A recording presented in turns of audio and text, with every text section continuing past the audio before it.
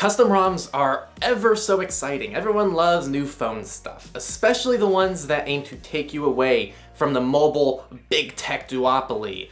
And that's what iodéOS is trying to bring to the table. Yes, people, I embarrassingly called it iodéOS the entire review without bothering to look up that it's actually pronounced iodéOS. But if you just pretend that I say Yoda, it actually is still the same review. Today, let's take a look at iodéOS, an open source Android ROM, and what it's like to use, possible environmental points, how it is for privacy and security, and especially if it's even for you. All of that after a quick segment.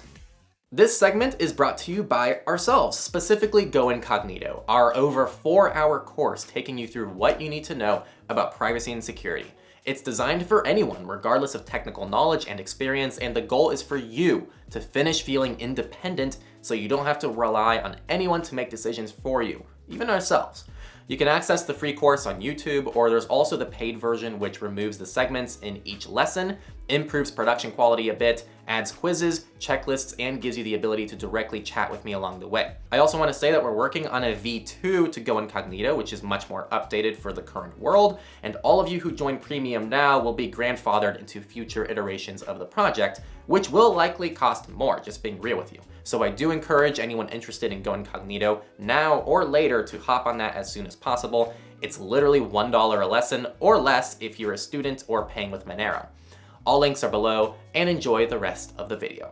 iodéOS runs on a few devices with a selection that you can buy pre-flashed with the OS. Important detail, you can only buy these phones in the EU and Switzerland, Norway, and the UK. But you can always flash iodéOS on any device that they support by yourself. They sent me a Fairphone 4 to play with, which is just incredible, so thank you to their team for doing that.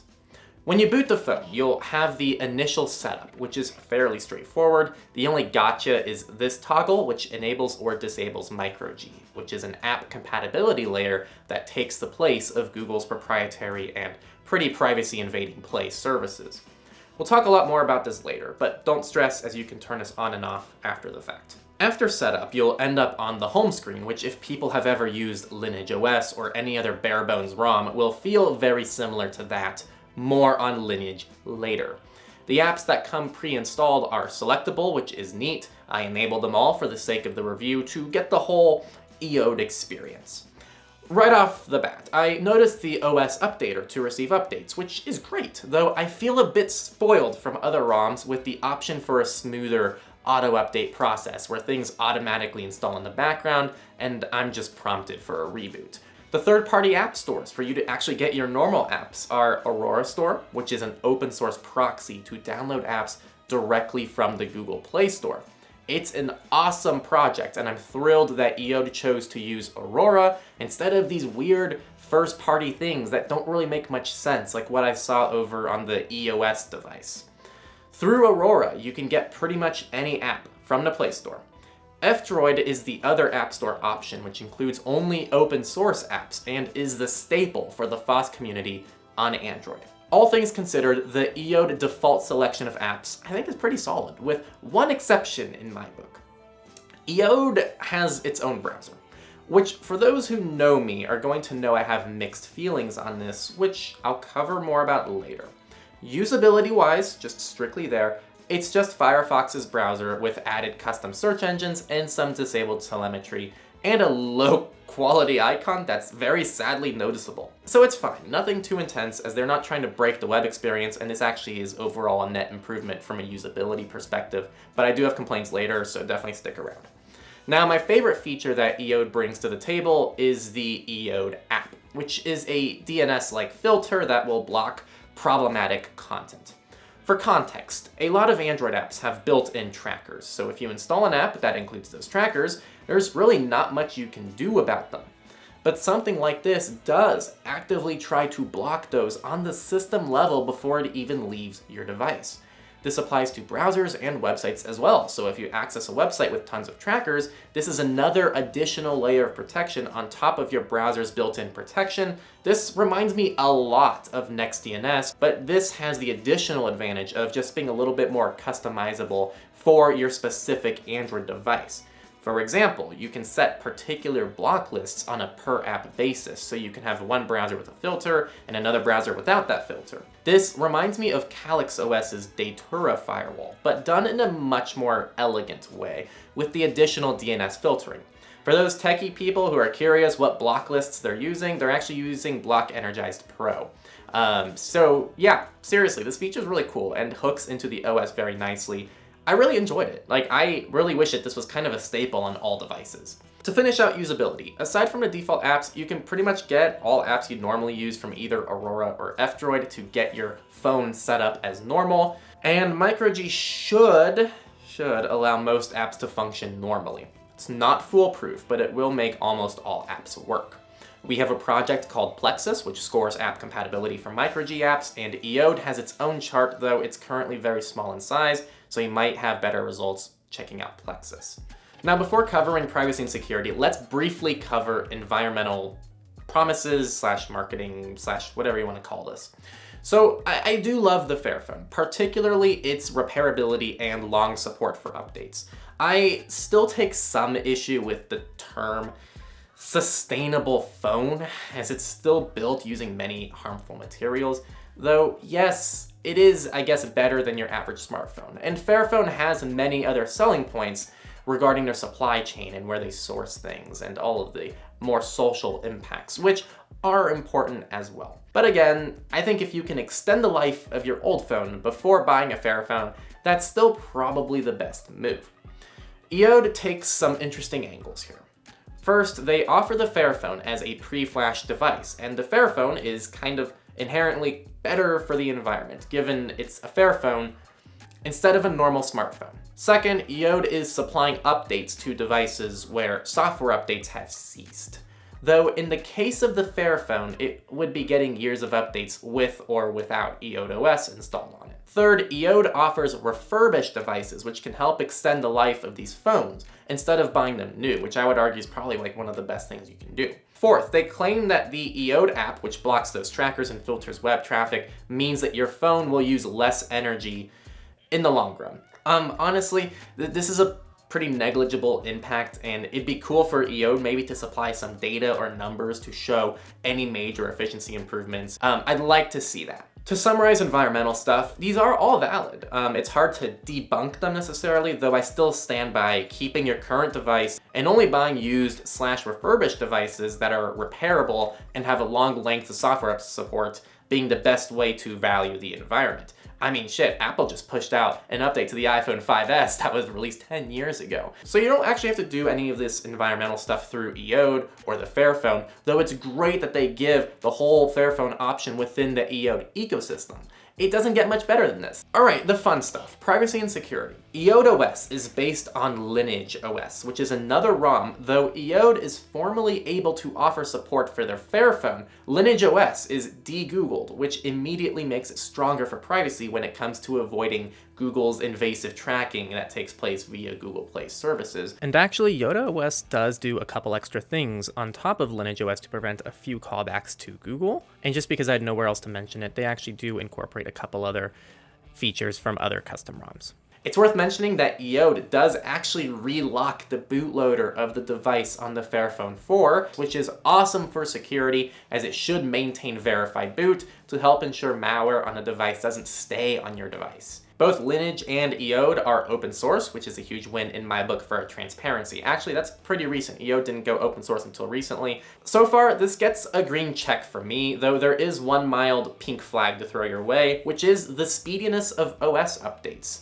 For context, December 5th was when Google pushed out security updates for Android. It took about 3 days for Lineage OS to implement those updates, which were pushed on the 8th. Then it took iode another 8 days to push out their update, putting them about 11 days behind when Google pushed their security update. That was December, but I'm guessing most months there's still going to be a delay. For the average person, this isn't bad and doesn't really mark significant concern, but for those with higher threat models where you might be targeted for anything, this is something to keep an eye on.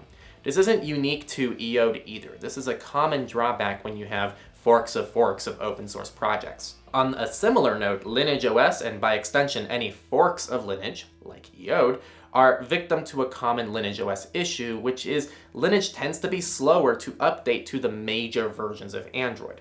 At the time of scripting this in mid-January 2023, I'm now recording this in late January and I think it's still the same, iodéOS is officially still on Android 12, like Lineage with an Android 13 build in beta.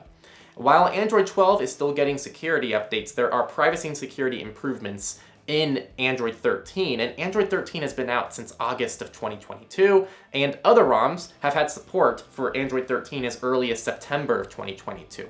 So the fact we're in January 2023 and still running Android 12 means you're kind of missing out on any new privacy and security features in the newest major releases of Android, as well as some cool features too. Now, I did talk about the browser, so let's talk about the browser. Maintaining a browser, at least one with heavy modifications that actually makes it a useful tool, isn't an easy feat, especially when security updates are so important to a browser. On top of this, iode's browser doesn't really bring that much to the table. To outline here, it gives you the normal Firefox experience with less telemetry data collection from Mozilla and some extra search engine options. You can add those search engines yourself in a lot of instances, and there are other methods and apps that already full out remove the telemetry done by Firefox. Browsers are also an easy swap out, and I can't find many reasons to actually use the iode browser over other options, especially when many of them offer the same pros as what iode brings to the table, with actually a lot much better stuff going on. But hey, if you love the iode browser for whatever reason, knock yourself out. MicroG is another consideration. MicroG is an open source implementation of Google Play services. Some of the features still send minimal data back to Google, which can all be configurable, or just all MicroG outright disabled. Though keep in mind that MicroG is what makes a lot of apps work, so if you disable features or straight up the entire thing, a lot of apps will kind of cease to work. There are some security concerns with MicroG, though none that I believe most end users should concern themselves with. And it offers a much more private and transparent way of engaging with Google services for an overall net improvement for most people's goals. Finally, there's the iode app. The app is cool, and when combined with a VPN and maybe NextDNS, video on that config coming soon, this gives you an ultimate layer of control over what traffic is leaving your phone. It's a huge gain for your privacy in really all contexts, particularly in privacy-invasive apps with invasive trackers. The iode app is my favorite feature of the phone, and before people ask, this has to be integrated on the OS level, so there's no easy way to just install the iode app on any device or OS of your choice. So that's kind of a sucky thing there, but I guess it's a selling point for iodéOS. The last thing I'll mention in the privacy and security realm is just general trust, which is totally subjective, but it's something you all should come to your own conclusion on. Personally, I am disappointed in the lack of public information behind the team, as this is a huge source of trust for myself to know who's behind the project and their history and why they're trustworthy. For me, iode just isn't quite there reputation-wise. Having a more public team is kind of step one of that journey, especially since there's little to no information behind them. Trust matters, so I encourage all viewers to make their own assessment of the situation. So let's finally summarize things. From a usability perspective, iodéOS is solid for most people. If you heavily rely on countless applications, you may find a few apps with broken functionality, as MicroG is not perfect, but I'd say for a majority of people, they could reasonably use this device, which is awesome given it's open source and pretty much free from Google or other big tech companies out of the box. Environmentally, it's not awful, which I guess is as good as it gets for a phone. Privacy and security is alright and should fit most threat models alright, though I would make people aware of the security update delays and to follow the team closely, as there's so little information at the moment, so you really gotta be careful with what they're doing. At least I'm going to be. Would I recommend it? Who's it for? It kind of depends. I don't think it's a bad option, and they do a lot of things right. For users who love Lineage, this may be a nice transition from that to something that more officially supports verified boot, which is important for your security, but then I might also be looking at CalyxOS at that point, which has other selling points which you can check out in our Calyx review. In short, I think iode has done a lot of things well, perhaps beating the selling points of Lineage OS, but there's still work ahead if they want to solidify their place in the world of Android ROMs. I'll definitely be following them, and it's been a pleasure to test this device. So props to the team for putting this together, as it's not an easy feat. If you enjoyed this review, definitely share it around. And also, do you see these wonderful names on the bottom of the screen? Yeah, those are our patrons. They support us all the time so that we can push out these reviews and content for free to you. Go join our Patreon at patreon.com/Techlore. Links are down below. Also, there's a cool video here you should check out if you're interested in more privacy and security stuff. So we'll see you next time on Techlore. See you next time.